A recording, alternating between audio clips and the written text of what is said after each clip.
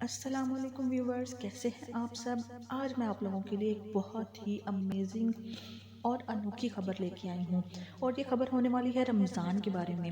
آخر 26 سال بعد ایسا انوکھا رمضان کیوں اور کس وجہ سے آ رہا ہے، اور اس انوکھے رمضان میں کیا ڈیفرنس ہے عام رمضان کے مطابق؟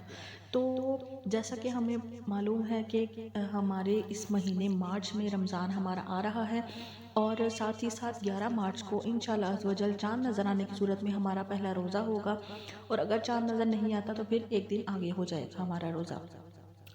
تو جی، اس ویڈیو میں میں آپ کو انوکھے رمضان کے بارے میں بتانے والی ہوں کہ یہ انوکھا اس سال رمضان ہمارا کیوں ہوگا۔ تو ویڈیو کو میں آپ کو آگے بتانے سے پہلے آپ میری ویڈیو کو لائک کر دیں، چینل کو سبسکرائب کر دیں، اور اس کو دوسروں تک بھی شیئر کر دیجیے گا لازمی۔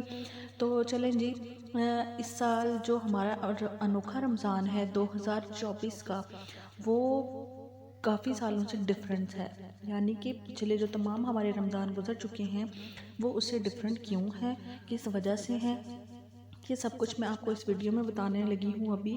تو چلیں جی، جانتے ہیں کہ 2024 میں 26 سال بعد انوکھا رمضان کیوں ہے اور کس لیے ہے۔